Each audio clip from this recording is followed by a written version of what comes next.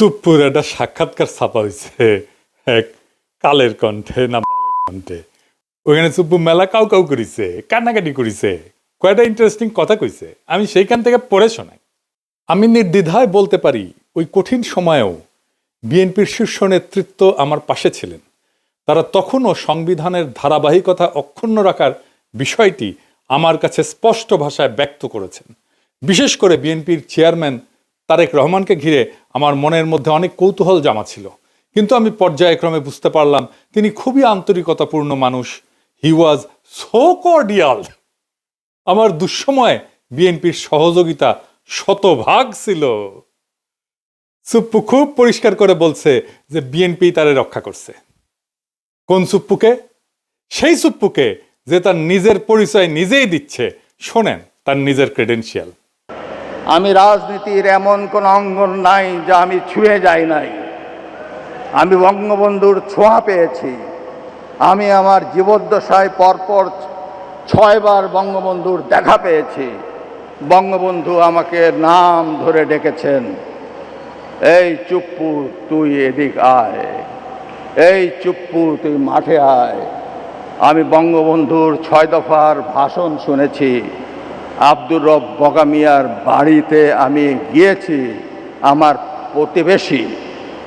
ওখানে আমি দুপুরে ভাত খেয়েছি বঙ্গবন্ধুর সাথে। শুনিছেন কি বিশাল ক্রেডেনশিয়াল? মানে কার সাথে কই ভাত খেয়েছে সেটাও তার বড় যোগ্যতা। সোহরাওয়ার্দীর বডিগার্ড তারে কয়বার সুপ্পুকে ডাকছে সেটা তার বড় যোগ্যতা। তো এটি শেষ না, তারে কেন কাঁঠাল রানী পছন্দ করতো, কেন দয়া করতো, সেটা তার মুখ থেকে শুনেন। সে যে ছাত্রলীগ করতো সেটাও শুনেন। আমি যখন বঙ্গবন্ধুকে উপস্থাপন করেছি, স্বাধীনতার যুদ্ধকে উপস্থাপন করেছি আমার বক্তৃতায় জজদের সম্মুখে, তখন উনি আমাকে জিজ্ঞেস করেছিলেন, তুমি কি আপনি কি রাজনীতি করতেন? আমি বললাম, জি মাননীয় প্রধানমন্ত্রী, আমি ছাত্রলীগ করতাম। তখন তিনি একটি নাম উচ্চারণ করে আমাকে বলছিলেন, সে তোমার সিনিয়র? আমি তখন বললাম, মাননীয় প্রধানমন্ত্রী, সে আমার 10 বছরের জুনিয়র। উনি যাকে সিনিয়র লিডার মনে করতেন তারও আমি 10 বছরের সিনিয়র। এটা শুনে উনি অনেকটা আমার প্রতি তার দয়ার সাগর হাত বাড়িয়ে দিলেন। শুনেছেন, ফাইনালি তার মনে বড় দুষ্কু ছিল। সেটা জানেন তার দুষ্কু কি ছিল? আমার মনে বড় দুষ্কু, ও দুষ্কু আমার মনে রে। কি দুষ্কু সুপ্পু তোমার মনে? ওর মুখেই শুনেন। গত 3 মাস ধরে মাননীয় প্রধানমন্ত্রীকে সালাম করতে গেলে উনি আমার সালাম নিতেন না। তা আমি দেখতাম যে ওনার চরণের ধুলো আমি পাই না। আমার মিশ্র প্রতিক্রিয়া হচ্ছিল যে উনি কেন আমার সালাম নেন না, না থাক বলে। কিন্তু সেই সময় যে ওনার মনের মধ্যে রাষ্ট্রপতি হিসাবে আমার নাম গ্রথিত হয়ে গেছে, এবং সেজন্যই যে উনি আমার সালাম নেওয়াটা বিব্রতকর মনে করতেন, এটা তো পরে বুঝলাম। আগে তো বুঝতাম উনি আমার পর বিরক্ত। শুনেছেন তার দুষ্কু কেন কাঁঠাল রানী তারে পায়ের ধুলে নিতে দেয় না। এই কিসিমের একটা মানুষরা রাখার জন্য বিএনপির কি আকুলতা ব্যাকুলতা। আমি যখন কইতাম সুপ্পু ওয়াকার আর বিএনপি বরাবর হয়ে গেছে, তার প্রমাণ পাইলেন তো।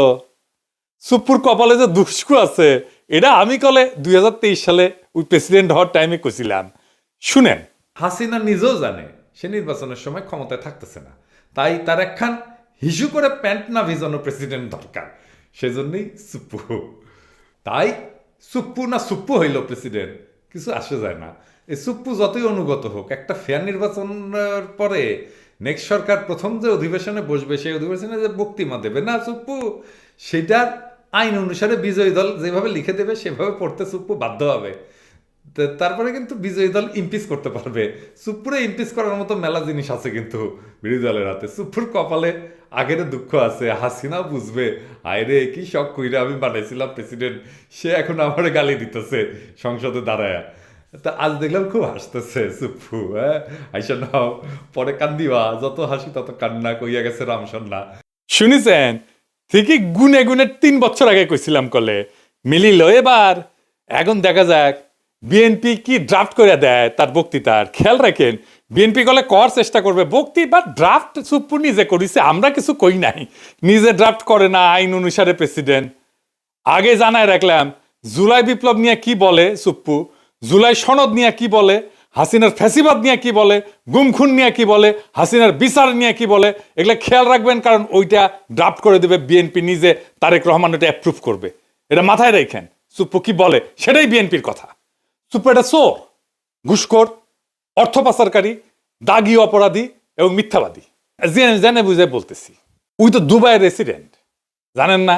ও দুবাইয়ের রেসিডেন্ট কলে ওই বিচারক হিসেবে প্রথম কর্মজীবনে ছিল চরম ঘুষখোর এবং দুর্নীতিগ্রস্ত এক অমানুষ, টাকার বিনিময়ে রায় বিক্রি করত।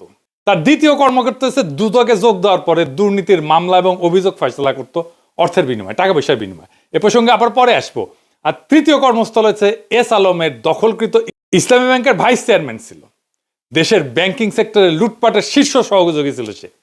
খুনি হাসিনার ফ্যাসিস্ট দুঃশাসনের এই নরাধমের চতুর্থ অপরাধ কর্মের জায়গা হয়ে উঠছিল দেশের রাষ্ট্রপতির শাসন। তো এই যে মিথ্যাবাদী, এটা চরম মিথ্যাবাদী, এটা দেখাই দেবো, আজ দেখাই দিয়ে। এই যে সাক্ষাৎকার দিচ্ছে না, কি কইছে দেখেন। এই যে দেশের বিভিন্ন জাতীয় গুরুত্বপূর্ণ দিবসগুলোতে রাষ্ট্রীয় ক্রোড়পত্র প্রকাশিত হয়, সেখানে রাষ্ট্রপতির ছবি ও বাণী দেওয়া বন্ধ করে দেয় অন্তর্বর্তী সরকার। ক্রোড়পত্র ঠিকই প্রকাশিত হয়, তাতে আমার বাণী দেয় না। আপনারা খোঁজ নিয়ে দেখেন গত 1.5 বছরে আমার কোনো বাণী গেছে কি না। আচ্ছা আপনারাই দেখেন, আপনারা দেখেন কত বড় মিথ্যাবাদী। গত বছর স্বাধীনতা দিবসে ওর বাণী দেখেছেন, এই যে বিজয় দিবস ক্রোড়পত্র ওর বাণী দেখেছেন। 5ই আগস্ট জুলাই অভ্যুত্থান দিবসেও তার বাণী ছাপা হয়েছে দেখেছেন। কেমন ডাহা মিথ্যা কথা বলে দেখেছেন। আচ্ছা এডিটর সাহেব, আমি কি সুপ্পুরে গালি দিতে পারবো? পারবো না কেন? রোজা রমজানের দিন তাই। ও আচ্ছা ঠিক আছে, আপনার কথা মেনে নিলাম, সুপ্পুরে গালি দিলাম না। এবার আসেন, কাটারানি আমগের দেশে প্রেসিডেন্ট বানিয়েছিল কোন কিসিমের মালকে, আর বিএনপি যার প্রেমে দেওয়ানা সে কেমন মাল সেটা আমরা দেখি। সুপ্পু 71 সালে মুজিব বাহিনীতে জয়েন দেয়, ওই তারপরে ইন্ডিয়ার দেরাদুনে ট্রেনিং করে। এই ট্রেনিং এর বন্দোবস্ত করে কে জানেন? ভারতীয় গোয়েন্দা বাহিনী রয়ের জেনারেল উবান, সে ছিল ট্রেনার। মুজিব বাহিনীর উদ্দেশ্য ছিল স্বাধীনতা যুদ্ধকালে বাংলাদেশে যে বিপ্লবী যুব সমাজের উত্থান হয়েছে তারে খতম করা, মানে বামপন্থীদের খতম করা। এই উদ্দেশ্যে স্বাধীনতার পর রক্ষী বাহিনী গঠন করা হয় এবং তারা কিন্তু 30,000 যুবককে হত্যা করে সেই সময় মুজিবের আমলে, শরদ্দির বডিগার্ডের আমলে। এই রক্ষী বাহিনী তৈরি হয় মুজিব বাহিনীর সদস্যদের দিয়া, মানে সুপ্পুর ভাই ব্রাদারদের দিয়া। সেই রক্ষী বাহিনীকে জিয়াউর রহমান আর্মিতে আত্মীকৃত করে। সোহরাওয়ার্দী বডিগার্ড জয় বাংলা হয়ে যাওয়ার পরে জিয়ার আমলে যতগুলা মিলিটারি কু হয়েছে সেগুলোতে রক্ষী বাহিনী থেকে আসা লোকজন যুক্ত ছিল। জিয়া যে লাস্ট কুতে মারা যায় সেখানেও রক্ষী বাহিনী থেকে আসা অফিসার ছিল কিলিং স্কোয়াডে, যে জিয়াকে খুন করেছে। এটা খালেদা জিয়া ঠিকই বুঝেছিলেন, তাই তিনি কইছিলেন যে সাপকে বিশ্বাস করা যায় কিন্তু আওয়ামী লীগকে বিশ্বাস করা যায় না। যার মধ্যে আওয়ামী লীগের বিন্দু মাত্র জিনিস আছে, চিহ্ন আছে, তারে বিশ্বাস করা যায় না। শুনেন, সাপকেও বিশ্বাস করা যায় কিন্তু আওয়ামী লীগকে বিশ্বাস করা যায় না। আওয়ামী লীগ নিজের স্বার্থের জন্য দেশটাকে পর্যন্ত বিক্রি করে দিয়ে ক্ষমতায় থাকতে চাইবে, লেনদেন করছির মতো তার হয়েছে। কাজে এই আওয়ামী লীগকে বিশ্বাস করেন না। শুনেছেন? আর এখন সেই জিয়া এবং খালেদা জিয়ার পুত্র তারেক রহমানের আওয়ামী লীগ ছাড়া চলেই না। হ্যাঁ, যাই হোক, সুপ্পুতে ফিরে আসি। 72 সালে সুপ্পু পাবনার এডওয়ার্ড কলেজ থেকে বিএসসি পাশ করে। ওই পরীক্ষাটা ছিল নকলের জন্য বিখ্যাত, একেবারে আপনারা সবাই জানেন, মুরব্বীদের জিজ্ঞেস করেন, সব কটা নকল করে পাশ করেছে। 75 সালে সে পাবনার আমিন উদ্দিন আইন কলেজ থেকে এলএলবি ডিগ্রি পায়, মাশাআল্লাহ। 82 সালে সে বিসিএস বিচার ক্যাডারে যোগ দেয়, একটা স্পেশাল ক্যাডার সার্ভিস হয়েছিল। পরবর্তীতে জেলা জজ হিসেবে দায়িত্ব পালন করে। এই হইল দিয়া তার বিদ্যা অভিজ্ঞতার দৌড়। আগে যারা বিচার বিভাগ থেকে রাষ্ট্রপতি হয়েছিলেন তাদের শিক্ষা জীবনের সঙ্গে এই নকল বা সুপ্পুর তুলনা করলে লজ্জায় মাটিতে মিশা যাওয়া ছাড়া আর কোনো উপায় থাকে না। সে বিচারপতি আবু সাইদ চৌধুরী থেকে বিচারপতি শাহাবুদ্দিন আহমেদ পর্যন্ত সকলেই ছিলেন হাইকোর্ট সুপ্রিম কোর্টের বিচারপতি, কেউ কেউ ছিলেন প্রধান বিচারপতি। আর কাঁঠাল রানী উপসচিব পর্যায়ে অবসরপ্রাপ্ত এক দুর্নীতিগ্রস্ত বিচারপতিরে বাংলাদেশের সর্বোচ্চ পদে নিয়োগ দিছিল। এই কইরা পদটার যে কি পরিমাণে অবমূল্যায়ন হয়েছিল সেটা আমাদের ধারণারও বাইরে। দেখেছেন তো কেমন মিছা কথা বলে, চোখে চোখে মিছা কথা বলে। এটা বাংলাদেশের রাষ্ট্রপতি। এরকম একটা মিছা কথা বললে তো মিডিয়াতে হইচই পড়ে যেত দুনিয়ার যে কোনো সভ্য দেশে। কিছু হয়েছে এরকম একটা মিছা কথা বলছে। 2001 সালে নির্বাচনে পরাজিত হওয়ার পরে আওয়ামী লীগ অভিযোগ করে যে বিএনপি আওয়ামী লীগ এবং সহযোগী সংগঠনগুলোর নেতাকর্মীদের উপরে হামলা করিচ্ছে।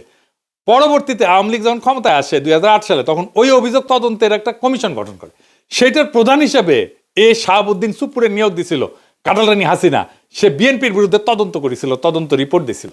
হাসিনা কত ঘনিষ্ঠ, কতখানি ডিপেন্ড করতো দেখেন, তার উপরে ডিপেন্ড করিচ্ছে তারেক রহমান। দেখেছেন 2011 সালে হাসিনা সুপ্পুকে দুর্নীতি দমন কমিশনের কমিশনার হিসেবে নিয়োগ দেয়। ওইখানে তার প্রধান কাজ ছিল পদ্মা সেতুতে যে বিশ্ব ব্যাংক দুর্নীতির অভিযোগ উত্থাপন করছিল না, সেটা তদন্ত করা। আশ্চর্য হওয়ার কিছু নাই যে হাসিনার পদলে সুপ্পু তথাকথিত তদন্ত শেষে দাবি করে বিশ্ব ব্যাংকের অভিযোগ মিথ্যা। এটা নিয়ে আবার সে গব্বও করেছিল। এই ভূমিকার কারণে সে হাসিনার আস্থা এবং বিশ্বাস অর্জন করে। 2011 থেকে 2016 সাল পর্যন্ত যে দুর্নীতি দমন কমিশনের কমিশনার ছিল, ওই সময় বাংলাদেশের দুর্নীতির এত ব্যাপক বিস্তার ঘটে যে হাসিনার পুরা শাসনামলে $234 বিলিয়ন বিদেশে পাচার হয়ে যায়। সুপ্পু এবং তার দুর্নীতি দমন কমিশনের সহকর্মীরা এই অভূতপূর্ব দুর্নীতির ঢাল হিসেবে ব্যবহৃত হয়েছিল। বুঝিস, বাংলাদেশ থেকে যে পাচার হয়ে গেছে অর্থ, সেইটা ঢাল ছিল এই সুপ্পু। পরবর্তীতে সুপ্পু এস আলমের মালিকানাধীন ইসলামী ব্যাংকের ভাইস চেয়ারম্যান পদে চাকরি নেয়।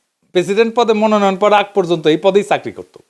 আদারি যেমন মোদির ক্যাশিয়ার, যেমন এস আলমও কাটালরানী হাসিনার ক্যাশিয়ার। জানেন তো এটা। শাহাবুদ্দিন সুপ্পুর নজরদারিতে ইসলামী ব্যাংক জয় বাংলা হয়ে যায়। এবং এস আলমের সাথে আমাদের শিলং সালাউদ্দিনের একটা ঘুটু আছে, জানেন তো। এই জন্য এইটাই হইতেছে আসল ব্যাপার, বুঝিসাও। তার সাথে কেন বিএনপির এত সম্পর্ক? এই যে কালের কণ্ঠে সাক্ষাৎকার নিল, ওই একই বসুন্ধরা গ্রুপের দৈনিক বাংলাদেশ প্রতিদিনে 2023 সালের 12 ডিসেম্বরের লেখা লিখেছিল উপসম্পাদক হিসেবে। এ সুপ্পু কেন 2024 সালে হাসিনা জরুরি, কেন হাসিনা ক্ষমতা টানতে হবে, সেটা লিখেছে।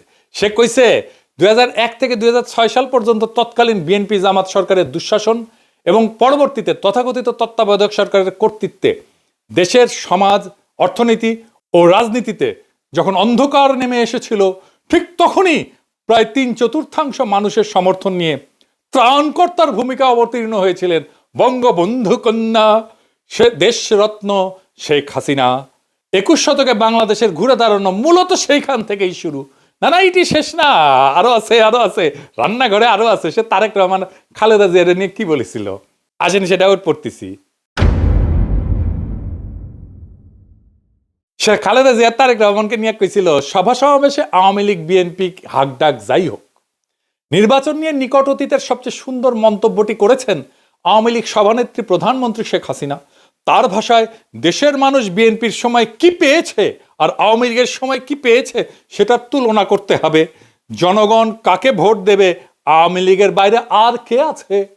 কারা, কেন, কি কারণে, কোন সুখের স্বপ্নে, কোন আশায় বিএনপিকে ভোট দেবে? ভোটের হিসাব নিকাশ যদি বাদও দেওয়া হয় এবং বিএনপি দ্বাদশ জাতীয় সংসদ নির্বাচনে অংশও নেয়, তাহলে তাদের দলের প্রতিনিধিত্ব করবেন কে? একদিকে একজন এতিমের টাকা আত্মসাৎ করে দুর্নীতির দায় সাজাপ্রাপ্ত, মানে খালেদা জিয়ার কথা কইছে, অন্যজন 21শে আগস্ট গ্রেনেড হামলা, 10 ট্রাক অস্ত্র মামলার সাজাপ্রাপ্ত আসামি হয়ে দেশান্তরে। সম্প্রতি তার বিরুদ্ধে গ্রেপ্তারি পরোয়ানাও জারি হয়েছে। দেখিস কি প্রেম! তারেক রহমান তো প্রেমের দেওয়ানা সুপ্পুর, কিন্তু সুপ্পুর কেমন প্রেম সেটা দেখিস। বড় প্রেম তো কাছেও টানে না, দূরেও ঠেলিয়া দেয়। এই সুপ্পুরের নিয়ে প্রেম কেন বিএনপির এত? আমরা যখন সুপ্পুর অপসারণ চাইতেছি, সেই টাইমে তারেক রহমানের সাথে আমার একটা মিটিং হয় জুমে। আমি তারেক রহমানকে বলছিলাম যে সরাসরি আপনারা তো সুপ্পুকে ডিফেন্ড করতেছেন, কেন করতেছেন? তো উনি বলছিলেন, দেখেন দাদা, উনি আমার দাদা বলেই ডাকতেন, আপনি যেমন দেশে ফিরতে চান, আমিও ফিরতে চাই, আমার মেয়েটাও দেশে ফিরতে চায়, ও ছোটবেলায় চলে আসছে। প্রেসিডেন্ট অপসারিত হলে আমার সেই দেশে ফেরাটা ঝুঁকিতে পড়বে। আমি অন রেকর্ড বলতেছি, এই কথাই উনি আমাকে বলছিলেন। আমি বললাম যে আমি তো বুঝলাম না, আমি ওনারে ভাইয়া বলি, আমি তো বুঝলাম না, মানে আপনার কেন দেশে আছে ঝুঁকিতে পড়বে? তাই আবারও জিজ্ঞেস করলাম যে আমি যখন বুঝলাম না দেশে ফেরাটা কেন ঝুঁকিতে পড়বে, উনি বললেন যে বিস্তারিত বলবো না দাদা, কিন্তু আমি কনভিন্স যে এটাতে সমস্যা হবে।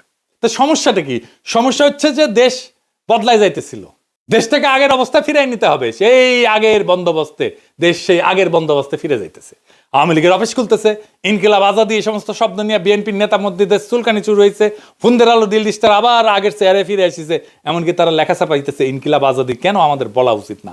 এই নিয়ে যে ইনকিলাব জিন্দাবাদ স্লোগান বিএনপি নিজে দিছে, সে বিএনপি এখন সেটারে ডিজোন করতেছে। দেখিছে 4 আগস্ট সে ইনকিলাব জিন্দাবাদ স্লোগান দিয়া ফেসবুকে পোস্ট দেয়, আর এখন তার ইনকিলাবে চুলকানি হয়, রক্তক্ষরণ হয় নাকি? কোনটি থেকে রক্তক্ষরণ হয়? এত কিছু হইতেছে, আওয়ামী লীগের সাথে বিএনপির যোগাযোগের মাধ্যমকে সুপ্পুই ছিল মিডিয়াম অফ কমিউনিকেশন। সেই বাংলাদেশি ইন্ডিয়ান এস্টাবলিশমেন্টের সবচেয়ে বিশ্বস্ত লোক, তাই তাকে দরকার ছিল বিএনপির। বাংলাদেশে মুজিব বাহিনী হইতেছে ইন্ডিয়ার সবচেয়ে বড় স্ট্র্যাটেজিক অ্যাসেট। সুপ্পু মুজিব বাহিনীর সদস্য হিসেবে ইন্ডিয়ার সবচেয়ে বড় স্ট্র্যাটেজিক অ্যাসেট, এবং তার মাধ্যমে এই সমস্ত ঘুটু হয়েছে। কারণ একটাই, সেই পুরনো বন্দোবস্ত, পুরনো লুটপাটের জামানা আবার ফিরে আসতেছে। ওটা ফিরে আনাটাই ছিল আসলে বাংলার লুথার কিং এর প্ল্যান। এই কথাটা খুব স্পষ্টভাবে হাদি বলছিল। প্রফেসর ইউনূসের সরকার আর বিএনপি কেমনে জুলাইয়ের সাথে গাদ্দারির রাস্তা তৈরি করছিল শোনেন। আমি আপনাদেরকে বলে রাখি, যদি আওয়ামী লীগ কোনোদিন এই গণহত্যাকারীরা দেশে ফিরে আসতে চায় বা আসার কোনো অবস্থাও তৈরি হয়, তার দুইটা দায় সমানকে, দুইজনকে নিতে হবে। রাজনৈতিক দল হিসেবে সবার আগে তার দায় নিতে হবে বিএনপিকে। বিএনপির এই ব্লান্ডারের কারণে এই দেশে আওয়ামী লীগের সার পরিস্থিতি তৈরি হবে। আর দ্বিতীয়ত, এই সুশীল এনজিওবাদী সরকার যে না পুলিশ সংস্কার করে, সে না পুলিশ নিয়োগ দেয়, না গ্রেপ্তার করে, না সে রুল করে, না সে কুইট করে, সে কিচ্ছু করে না, সে শুধু ফেসবুকে পোস্ট দেয়। শুনেছেন তো? এবার বুঝেছেন তো কেন হাদিরে মরতে হয়, কেন হাদিরে শহীদ হইতে হয়? বুঝেছেন? বিপ্লব এভাবে ব্যাহত হইয়া যায়। এখন প্রশ্ন করতে পারেন, আমরা কি এতদিন মিসাইল লড়াই করলাম? এত ছাত্র জনতা কি হুদাই জীবন দিল, রক্ত দিল? পৃথিবীতে কোনো রক্তই বৃথা যায় না, কোনো হাহাকার, কোনো কান্না চাপা পড়ে না। মজলুমের আর্তনাদ কোনোদিন বাতাসে মিশা যায় না, মজলুমের আর্তনাদ কোনোদিন পাথরের নিচে চাপা পড়ে থাকে না। 24-এর বর্ষা বিপ্লব একটা পুরা জেনারেশনকে পাল্টাই দিছে, তার মন মানসিকতা, তার চেতনাকে পাল্টাই দিছে। এই বদলটা বাংলাদেশের চেতনা থেকে কোনোদিন মুছে যাবে না। জুলাইয়ের সাথে গাদ্দারি করে বাংলাদেশে কেউ ক্ষমতায় থাকতে পারবে না, বিএনপিও না। কারণ জুলাই জিন্দা আছে, বিপ্লব জিন্দা আছে, শহীদেরা জিন্দা আছে। জুলাইয়ের সাথে গাদ্দারি করলে আবারও রাস্তায় নেমে আসবে আরো একবার সেই রুহানি প্লাবন, বাতিল রে ভাষায় নিয়ে যাবে আরো একবার। সেই দিন আমরা নিশ্চিত করব ফ্যাসিবাদের পুরনো বন্দোবস্তের সবকিছুকে আমরা সেই রুহানি প্লাবনের সাথে ভাষায় দেশটার জঞ্জাল সাফ করব। সেটাই আমাদের আজাদি। আজাদি জিন্দাবাদ, ইনকিলাব জিন্দাবাদ।